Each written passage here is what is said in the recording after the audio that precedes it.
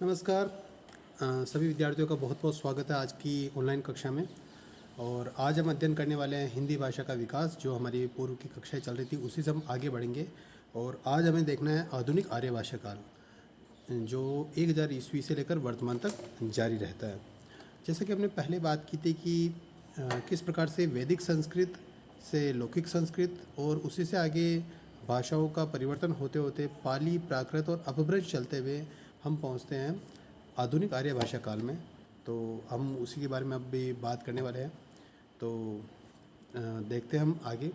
जैसे कि हमने जाना था कि अपभ्रंश तक आते आते जो स्थितियाँ रही थी वो इस प्रकार से थी कि प्राकृत से भौगोलिक जो स्थान थे उसके आधार पर भाषाओं के नामकरण होने लगे थे। जैसे कि हमने देखा था कि मागधी अपभ्रंश, अर्धमागधी अपभ्रंश, शोरसैनी अपभ्रंश, पैशाची अपभ्रंश, ब्राचड़, इस ढंग से काफ़ी अपभ्रंशों के रूप विकसित हो गए थे।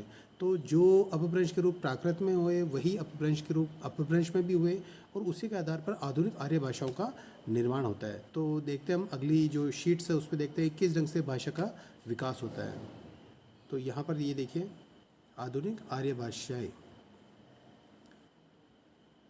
आधुनिक भारतीय आर्य भाषा का विकास 1000 ईस्वी के आसपास हुआ और ये किसी न किसी क्षेत्रीय अपभ्रंश से बनती है।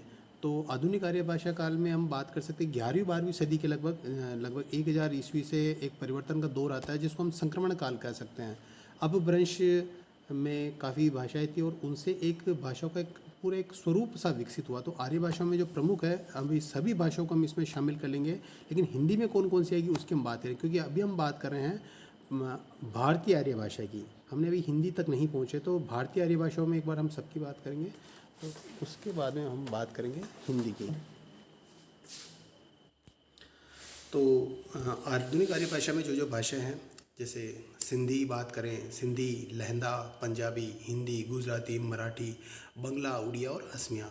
तो इन भाषाओं के रूप भी जो अपभ्रंशों के रूप थे उन्हीं से विकसित हुए हैं। जैसे मागधी की हम बात करें तो मागधी से हम बात करें तो बंगाली, उड़िया, बिहारी आदि निकलती है और फिर बिहारी से आगे भोजपुरी ये निकलती है। तो एक चार्ट से है जिसको हमें समझना होगा। तो हम इसमें आगे देखते हैं। ये देखिए हिंदी को हम थोड़ा सा हम देखें तो इस जगह से बात निकल के आती है। ये देखिए हिंदी पर यहाँ पर बाकी भाषाओं से हमें तात्पर्य नहीं होगा, क्योंकि अभी हम हिंदी का अध्ययन करें किस ढंग से हिंदी का प्रचलन होता है। तो हिंदी शब्द का प्रयोग हिंदी की भाषा के लिए होता है और इसका विकास संस्कृत के सिंधु शब्द से हुआ। और चूँकि फारसी में जो स है उसका उच्चारण सही ढंग से नहीं हो पाता, तो स को वहाँ पर है कहा जाता है। तो सिंधु से हिंदू हो गया, अर्थात था हिंद का, और इसी ढंग से आगे बढ़ती गई। तो हिंदी का प्रयोग बाद में जो अरबों के जो अरबी विद्वान हैं उन्होंने काफ़ी किया इसका, और फिर इसे ज़बान हिंदी, हिंदी ज़बान, और बाद में वो हिंदी कहने लगे। तो हिंदी का एक पूरा पूरा भाषा परिवार है जिसमें 5 उपभाषाएँ और 18 बोलियाँ हैं जो इस प्रकार से हैं। सबसे पहले हम बात करेंगे अगर हम तो शोर सैनी से हम बात करते हैं। शोर सैनी से जो भाषा परिवार जनते हैं वो है पश्चिमी हिंदी भाषा। पश्चिमी हिंदी भाषा में शोर सैनी के जो रूप निकलते हैं वो है पश्चिमी हिंदी भाषा, फिर निकलती है राजस्थानी और निकलती है गुजराती। गुजराती को हम हिंदी में नहीं रखते, तो यहाँ पर हमारे लिए महत्वपूर्ण है पश्चिमी हिंदी भाषा महत्वपूर्ण और राजस्थानी महत्वपूर्ण है। पश्चिमी हिंदी भाषा में 5 बोलियाँ हैं जो इस ढंग से हैं। पहली है ब्रजभाषा, जो आपके उत्तर प्रदेश के जो मथुरा का जो इलाका है और राजस्थान का भरतपुर, धौलपुर का इलाका है, वहाँ पर ब्रजभाषा बोली जाती है। खड़ी बोली जो मेरठ, दिल्ली के आसपास जो भाषा बोली जाने लगी वो खड़ी बोली कहलाई। कन्नौजी भी आपके जो कन्नौज का जो क्षेत्र था उसके आसपास बोली जाने वाली भाषा कन्नौजी कहलाई। बांगरू में आपके हरियाणवी को भी हम बांगरू कहते हैं, और बुंदेली में जो बुंदेलखंड है उसको बुंदेली भाषा कहा गया। और उसी ढंग से पूर्वी हिंदी भाषा में आपके आती है अवधी, बघेली और छत्तीसगढ़ी। पूर्वी हिंदी भाषा बनती है अर्धमागधी से बनती है। तो इसको थोड़ा सा हम देखेंगे, चार्ट बना के देखेंगे हम। तो जो शोर सैनी अपभ्रंश था उससे 3 रूप बने, पश्चिमी हिंदी, राजस्थानी और गुजराती। तो यहाँ पर पश्चिमी हिंदी हम देख चुके हैं। अब हम देख रहे हैं अर्धमागधी। अर्धमागधी में पूर्वी हिंदी उपभाषा निकलती है जिससे अवधी, बघेली और छत्तीसगढ़ी निकलती है। और उसी ढंग से अगर हम बात करें आगे बढ़ते हैं तो राजस्थानी उपभाषा की बात करें। जैसे हमने बात की थी तो राजस्थानी उपभाषा में 4 उपभाषा हैं। मेवाती, वैसे तो हम बात करते हो मारवाड़ी और मेवाड़ी इनको गिनते हैं, लेकिन महत्वपूर्ण है मेवाती, मालवी जो आपके गुजरात और मध्य प्रदेश का जो इलाका है वहाँ से जो स्पर्श करता है उसे मालवी कहते हैं। मेवाती जो अलवर और आपके अलवर का जो इलाका है जिस एनसीआर आता है उसमें मेवाती कहलाता है। मारवाड़ी जोधपुरी का जो इलाका है और जयपुरी जिसको हम ढूंढाड़ी भी कहते हैं। तो ये बनता है आपके अर्ध मागधी से बनता है। फिर हम बात करते हैं बिहारी, ये मागधी अपभ्रंश से निकला हुआ है। मागधी अपभ्रंश में आपके हैं बंगला, उड़िया और बिहारी। तो बंगला और उड़िया हमारे लिए उपयोगी नहीं होगी, तो बिहारी उपभाषा है उसमें मैथिली, मगही और भोजपुरी। जो विद्यापति जो कवि हुए हैं वो मैथिली के कवि है। तो ये 3 भाषा निकलती है, मैथिली, मगही और भोजपुरी। फिर हम बात करें कि पहाड़ी उपभाषा, एक और निकलता है, ये पहाड़ी अपभ्रंश से निकला पहाड़ी उपभाषा जिसमें गढ़वाली, कुमायूनी और नेपाली निकलती है। तो इस ढंग से हम देख सकते हैं कि पश्चिमी हिंदी राजस्थानी एवं पहाड़ी का शूरसेनी अपभ्रंश से होता है, जो आपके शूरसेन जो जनपद था वहाँ से उत्पन्न होता है। पूर्वी हिंदी का विकास अर्धमागधी अपभ्रंश है जिसमें बघेली, छत्तीसगढ़ी, अवधी आदि भाषा है, और बिहारी का विकास मागधी अपभ्रंश से हुआ है।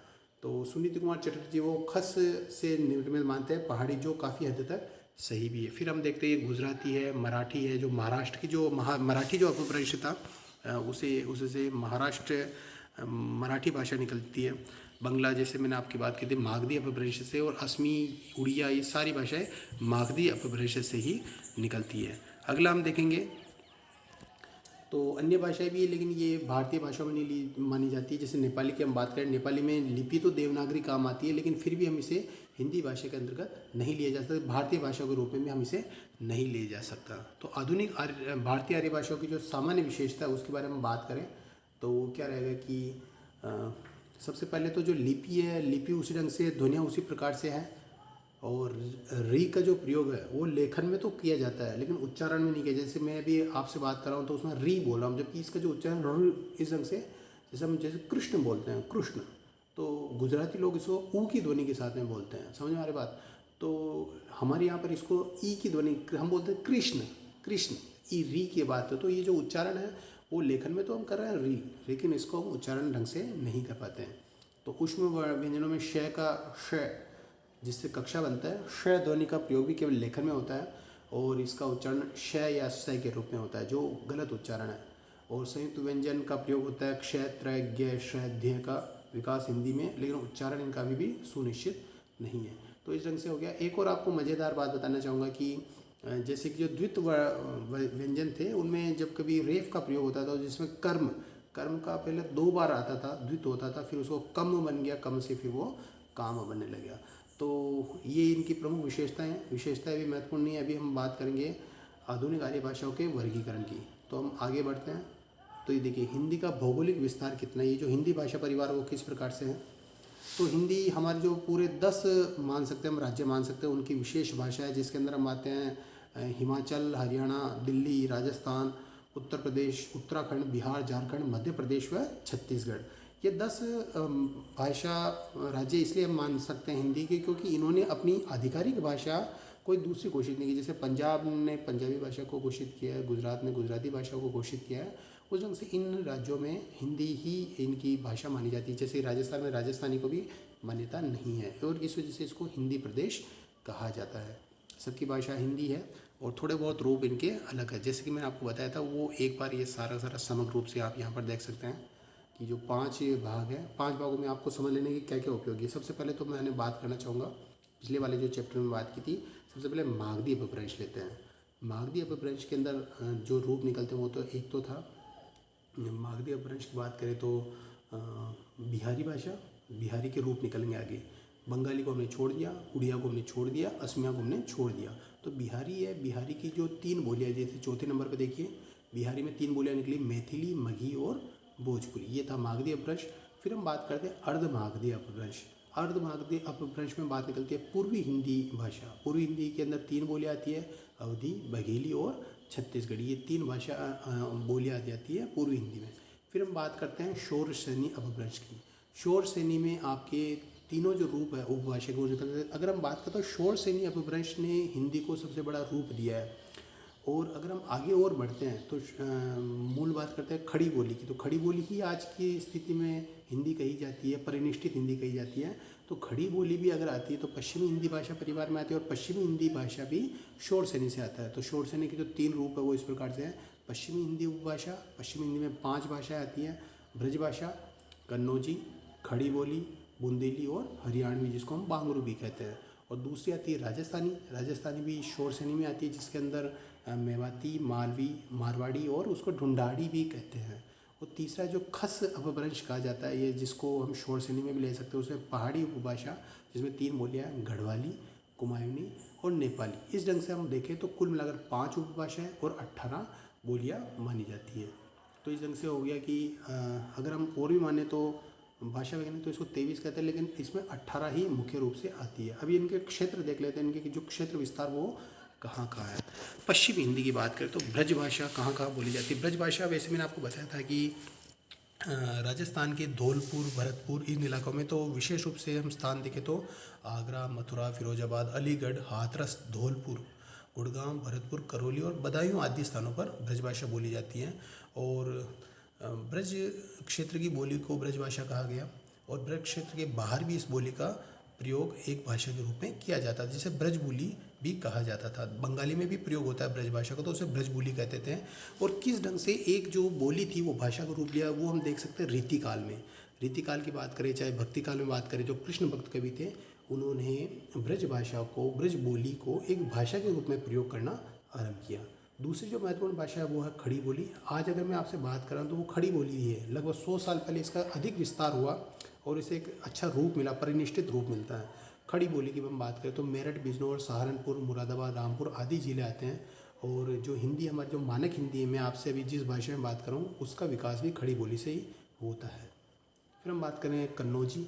कन्नौजी एक ओकारांत प्रवृत्ति की बोली है, और इसमें ओ की प्रधानता है, जैसे आओ, खाओ, गाओ, इस ढंग का जो है क्रिया रूप में प्रयोग होता है। तो ये है आपके फर्रुखाबाद, कन्नौज, इटावा, शाहजहाँपुर, हरदोई, मैनपुरी आदि जिलों में।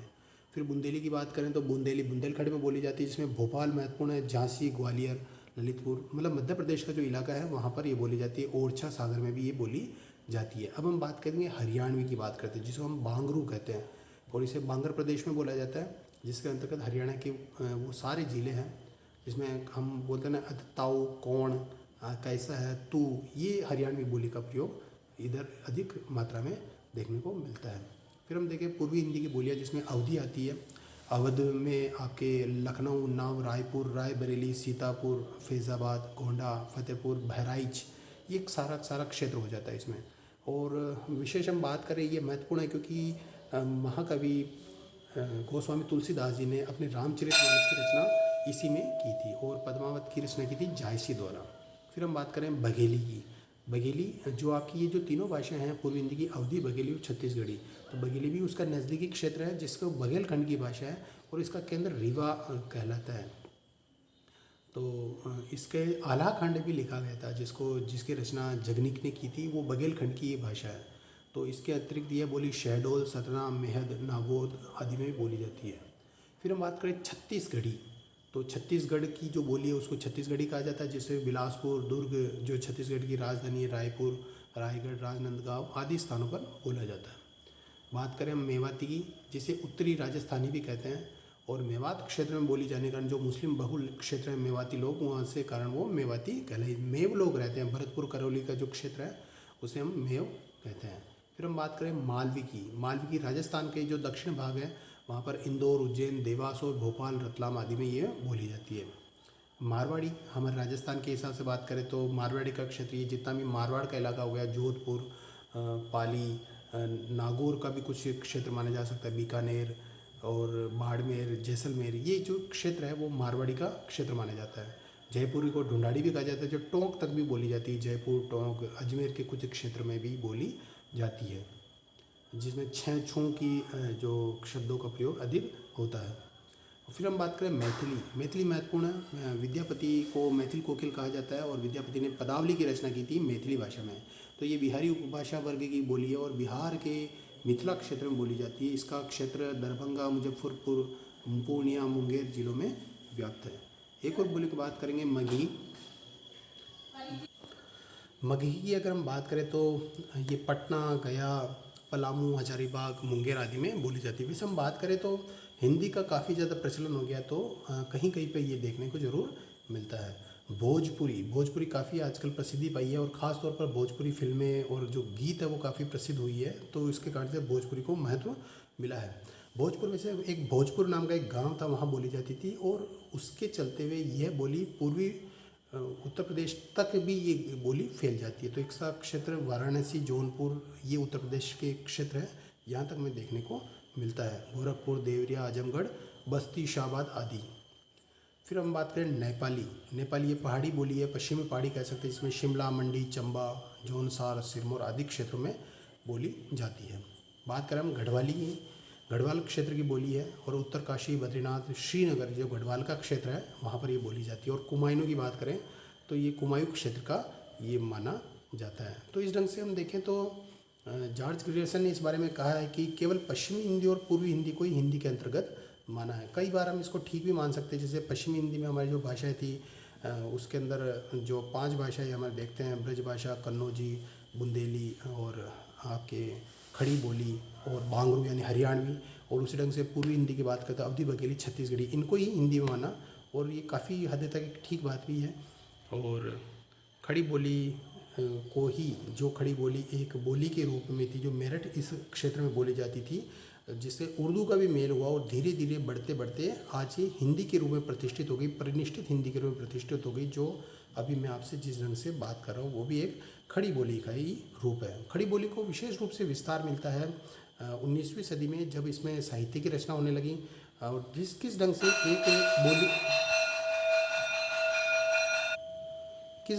एक बोली एक भाषा में बदलती है, उसका हम एक उदाहरण देख सकते हैं कि रीतिकाल में या भक्ति काल में जो बोली थी ब्रज, उसको एक भाषा के रूप में लिखा कई कवियों ने, सूरदास ने आरंभ किया, नंददास आदि विद्वानों ने, कवियों ने आरंभ किया, और उसके बाद में चलते चलते रीतिकाल की संपूर्ण रूप से भाषा ही ब्रज भाषा रही।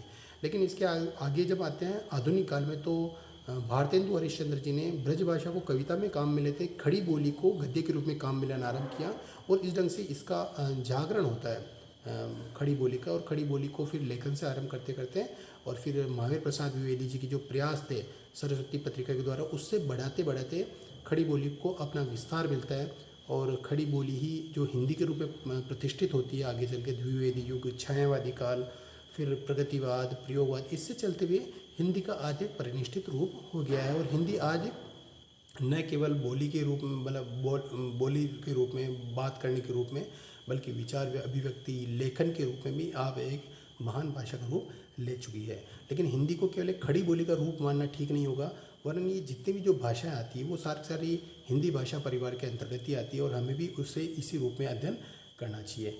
तो मुझे उम्मीद है कि ये हिंदी भाषा का विकास को आप अच्छे ढंग से समझ पाए होंगे कि किस ढंग से वैदिक संस्कृत, लौकिक संस्कृत, पाली, प्राकृत और अपभ्रंश से चलते हुए अपभ्रंश के जो विभिन्न रूप है वो आते आते हिंदी तक आते हैं, और हिंदी जो एक खड़ी बोली के रूप में, तो वो किस ढंग से एक परिनिष्ठित हिंदी के रूप में, मानक हिंदी के रूप में प्रतिष्ठित होती है। तो अगर आपको वीडियो में अगर कोई कमी लगी हो या फिर कोई प्रश्न आपको हो, कोई समस्या हो, तो आप अपने कमेंट बॉक्स में इसको लिख सकते हैं। इसके नोट्स बनाइए आप, और अपने मित्रों के बीच में इसे शेयर कीजिएगा, अध्ययन कीजिएगा, और कहीं कोई जानकारी हो तो आप इसमें शेयर कर सकते हैं। बहुत बहुत धन्यवाद, शुक्रिया।